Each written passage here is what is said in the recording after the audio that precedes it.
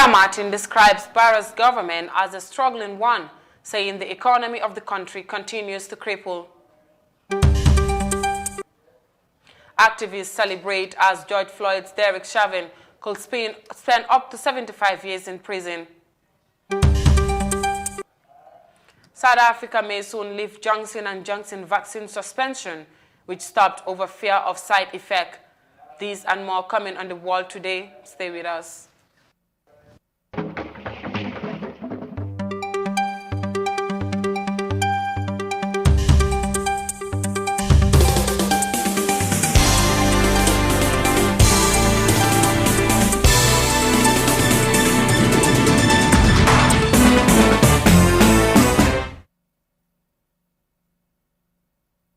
Good evening, you're watching iAfrica TV and this is the World Today newscast with me, Sohna Tunkara. Now to our news in detail. Lawyer Hassan Martin, a human rights lawyer come political activist, has described the government of Barrow as a struggling one. In an interview with iAfrica TV, Lawyer Martin said the economy of the country is going down as citizens are struggling with living standards. Amin Dao tells us more. Lawyer Hassan Martin was an independent candidate who contested in the 2011 presidential election. He later went to exile during former President Yahya Jammeh's regime. To the prominent lawyer, President Barrow's government is struggling, saying the country's economy and other institutions are going down. Looking at what governance is about, we know that this present government, currently, if you're asking in the current situation, they are struggling. I mean, there is a lot of disorganization within them, and also, the government looks confused in terms of its agenda, its policies. So right now, if you look at it, the economic policies or the economy is very going down, and Gambians are struggling with their standard of living and how they are living. Secondly, also the law and order also is completely in disarray. And thirdly, also if you look at our institutions like the Department of Lands and Fisheries, those departments also are completely down. So in essence, we see incompetence all around us, and we don't see the proper leadership that will inspire and move this country forward, because definitely a president who is out of touch and who cannot come and give account on issues is very difficult for some of us. I mean, knowing that we believe in standard and moving this country. Martin, who played an important role in the 2016 presidential election while on exile, said they want to put in place a national unity government that will bring an alliance of national parties. We are trying to make sure that we put our house in order. We have learned our lesson 2016, whereby a lot of mistakes have been done. I mean, so we feel that this time around we have to handle things professionally for the people. And the agenda to be Gambians to take ownership. What we want to put in place is a national unity government that will bring an alliance of national parties that will form a national unity government, give us a fresh start for a new dispensation, and make sure the institutions start delivering and fight the corruption culture here. It's frustrating, and it's going to be an agenda that will help Gambians. This is it. It's the people that will take ownership, not us. However, Lawyer Martin also lamented the issue of the IEC in relation to the voter registration. But again, from the word go now, registration becomes an issue. It's concerning when you see the IEC saying that, well, they cannot procure this, they cannot procure that, and elections need material. It's a fundamental pillar. They should have put their house in order 3-4 years ago. So now, okay, registrations we're expecting, that's what they said in May, end of May we're expecting. But registration also is a process whereby we don't want any Gambian to be disenfranchised. We want Gambians to get their voters card and have their right to vote for any party or any individual that they want. So this is what we believe in, as I say, but really the institution is struggling with the IEC, the reform. For us, I always say, we expect that a good, vibrant IEC with a good, well-equipped IEC will come in the next government. The political aspirant further promised that when they come into power, their first agenda will be to get the mindsets of the Gambians right. Their mandate, according to him, will be to set standards, law and order, and self-discipline. Reporting for iAfrica News, I am Amindao. Now, the public relations officer of the Gambia Police Force is of the view that the rate of crime is taking a downturn after the Operation Zero Crime Patrol team was launched. The joint security operation has affected the arrest of more than 400 suspect criminals in different parts of the Greater Banjul areas and the West Coast region in the month of April. About 200 from the list of suspected criminals were discharged for not having connection with any crime, leaving 200 more in police custody since the launch of the operation targeting criminal hideouts. Relying on the daily statistics of these arrests, police spokesperson Superintendent Lamin Jai noted that crimes are noticeably going down. Well, using the figures that we have been registering from the beginning of the Operation Zero, you will realize that as we continue, the figures were dropping. It went to a point, in fact, in West Coast region, we patrolled at some point in time with no arrest. In Banjul, you patrol the whole day or 2 days or so with no arrest. And then same thing applies in KM, and that tells you that the trend is kind of going down, because at the beginning when we started the operation, we were able to arrest up to 117 people, if I remember well. And so if you go down the line, you realize you are not arresting at all. That means, of course, most of the criminal hideouts are being dismantled, and so therefore the people are already either under custody or being processed in court, so therefore the rate has to go down. He explains that the arrests were not randomly done. Instead, the police rely on its intelligence to identify places being used as safe haven for people who have either committed or are about to commit crimes. Really, our officers, when they go out on patrol, they gather intelligence first before they go out on patrol. And so the intelligence will point out to certain locations and certain areas which are frequented by people who commit crime or people who are about to commit crime. And so these are the areas that they target. Not every day people going about their business. Those are not their targets.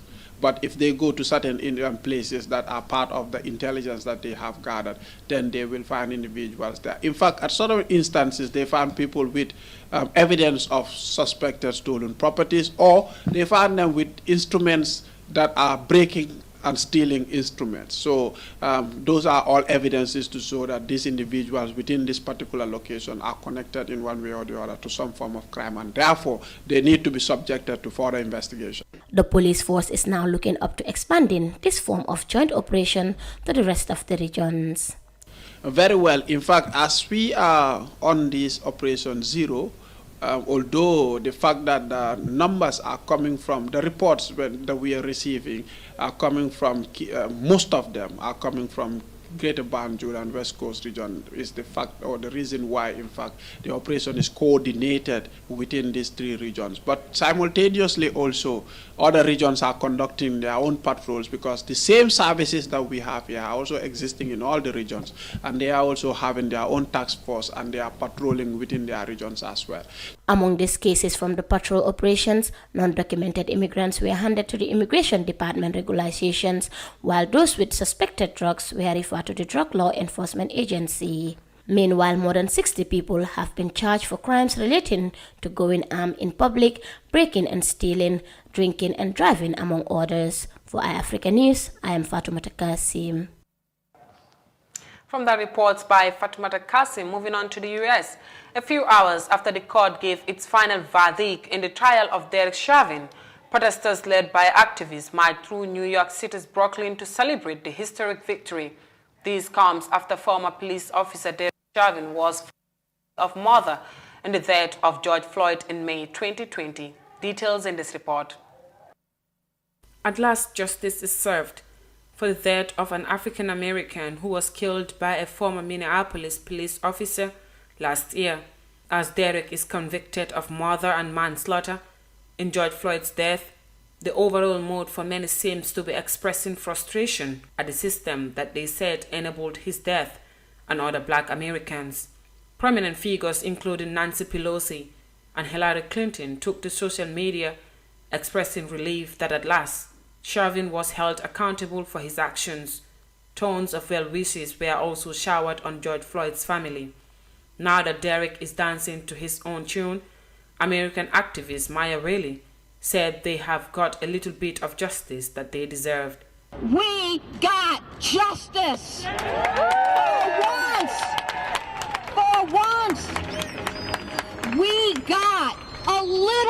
of what we deserve, to be seen as people who deserve to breathe. But look what we didn't get.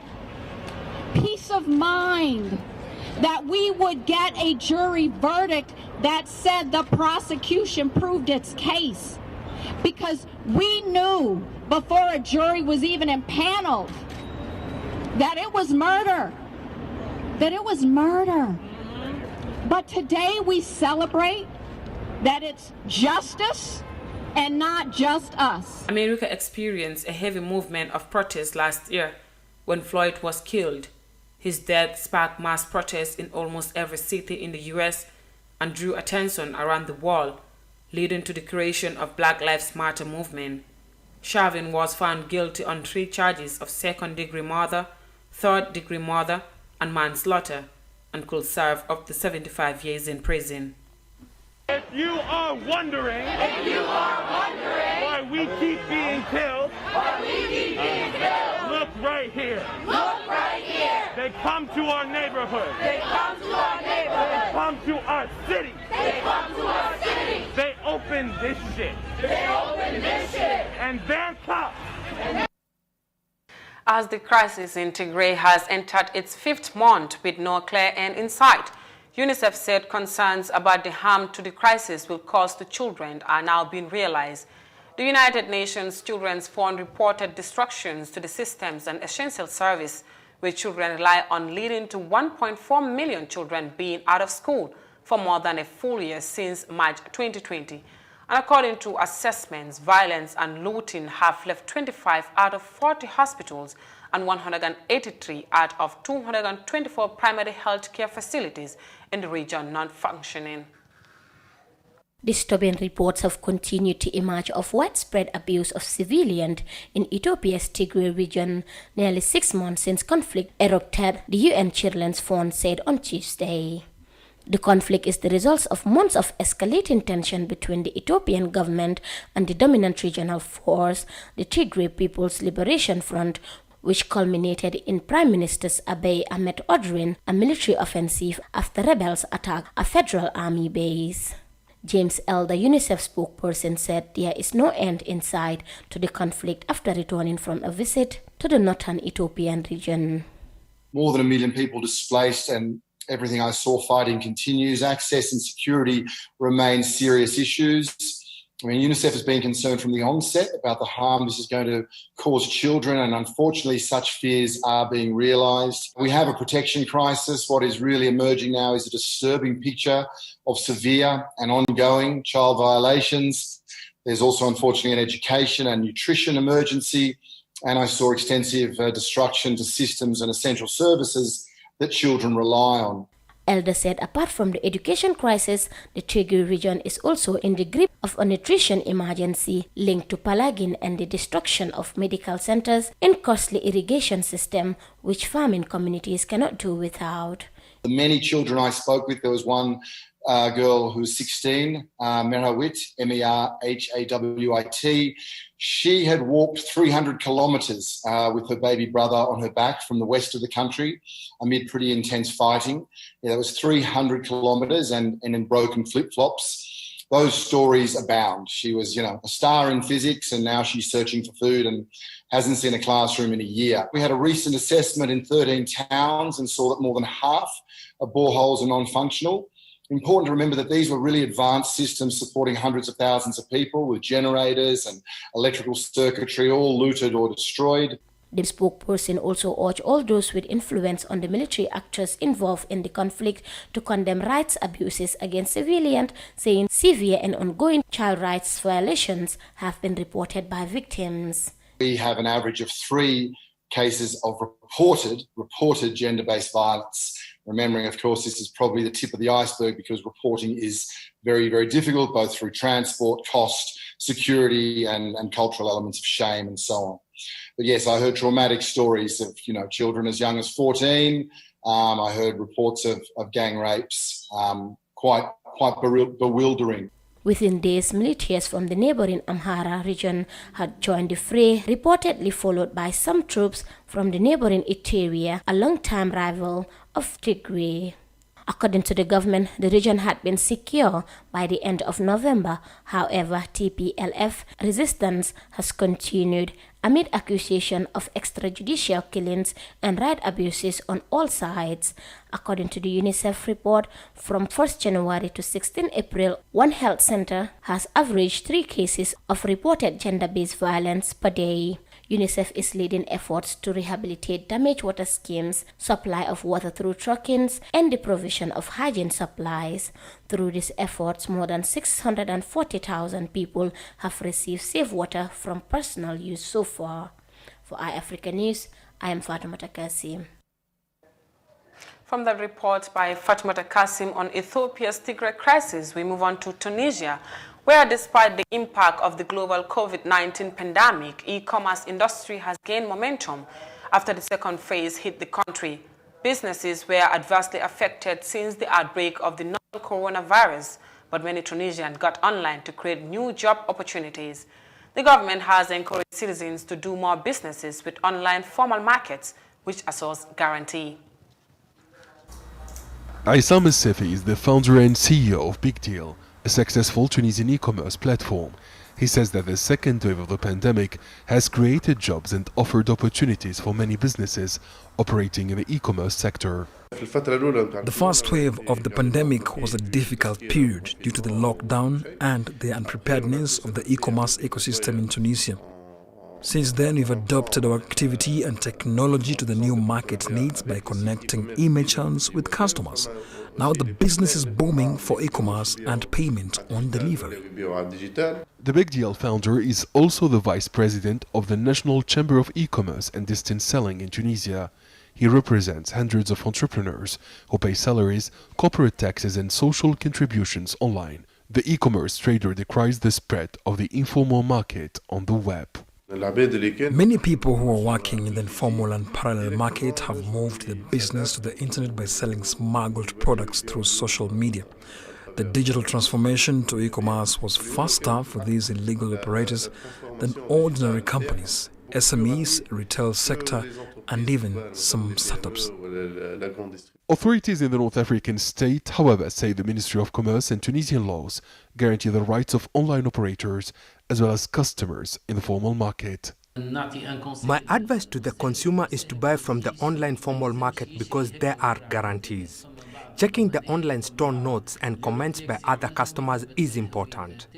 The identity of the seller must be visible and the e-commerce return and refund policy respected.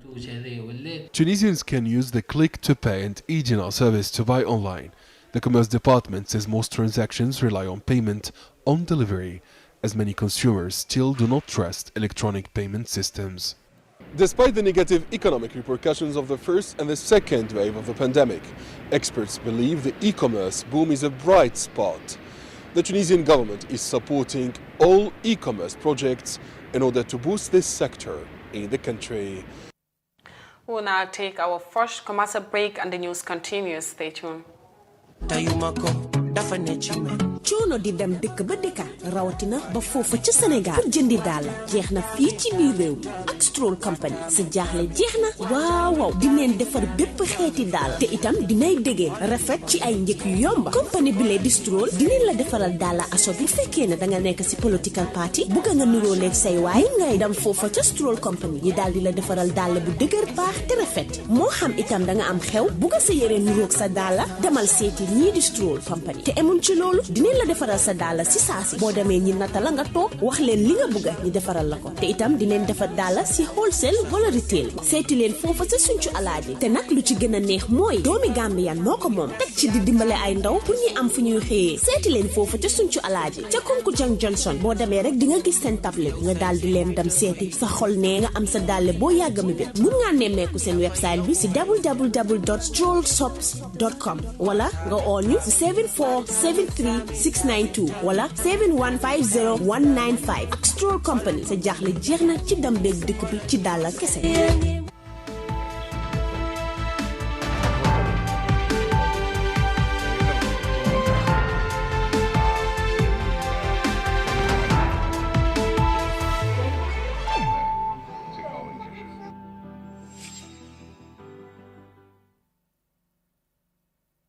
Welcome back. If you're just watching, this is the World Today newscast here on iAfrica TV, and now to our news and now to the rest of our stories, rather.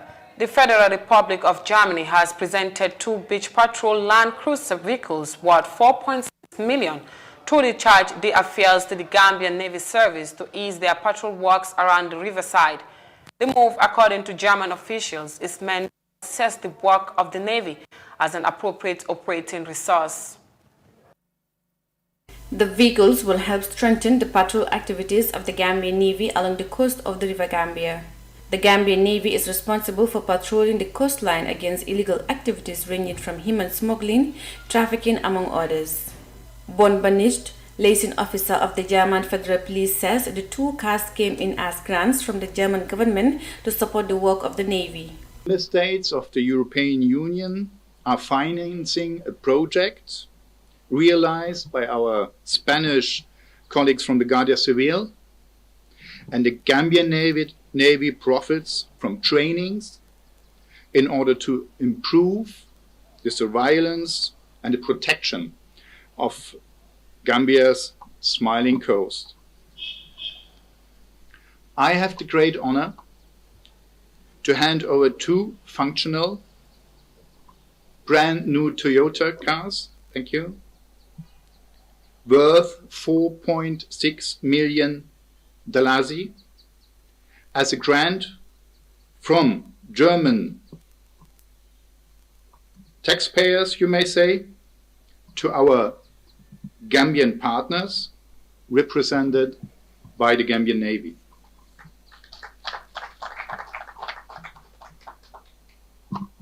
These both cars are suitable in all meanings to support the service of the Navy as an appropriate operating resource.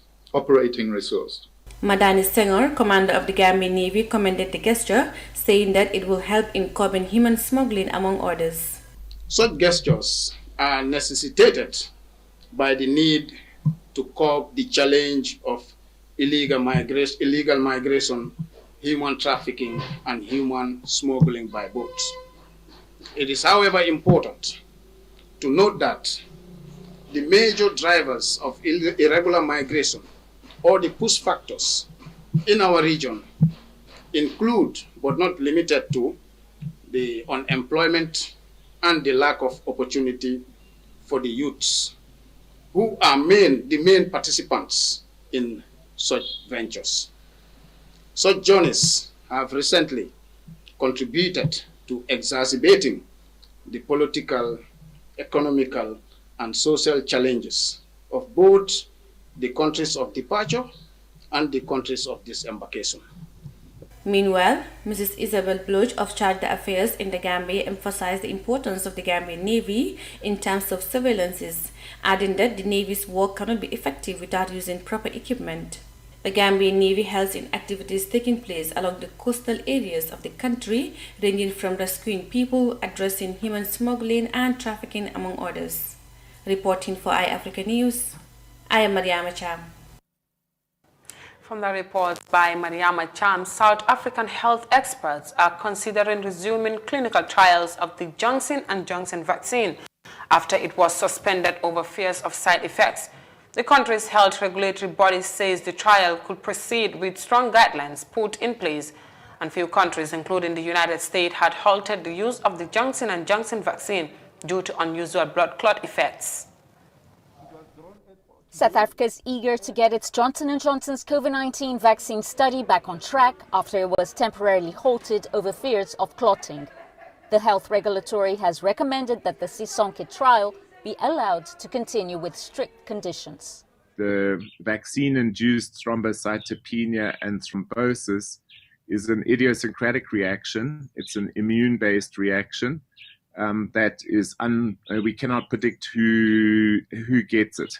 Up until now, the cases worldwide have been in the age range of 18 to 48.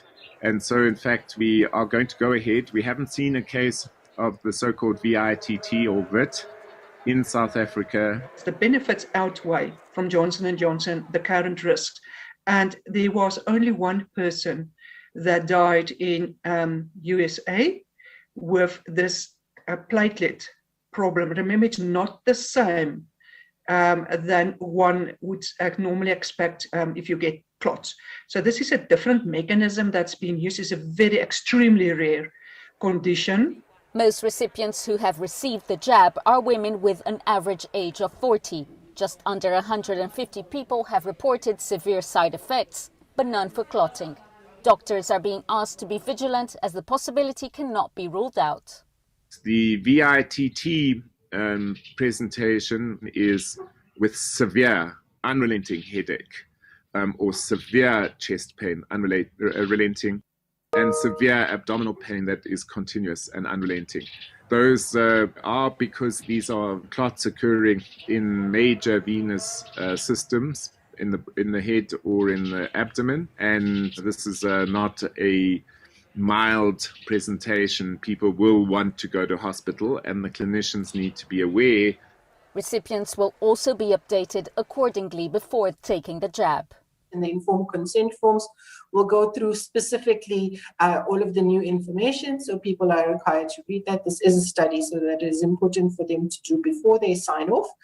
Most of the information will then be done again at the vaccination site just to make sure that people do understand all of the information so that they're making an informed decision before they get their vaccine.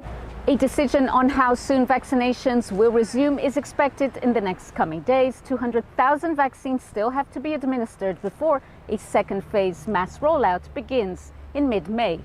The report on South Africa and the World Today newscast. You can catch up with Mariama Cham on Gambia 24 at 2000 hours for more national stories.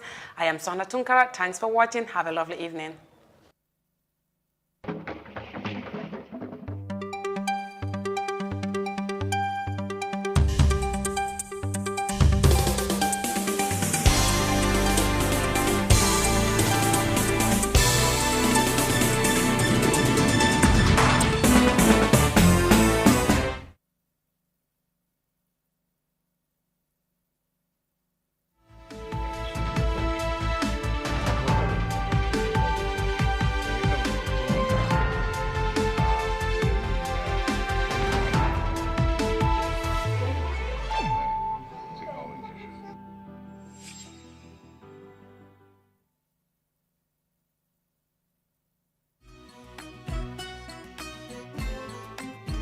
Star GSM Electronics.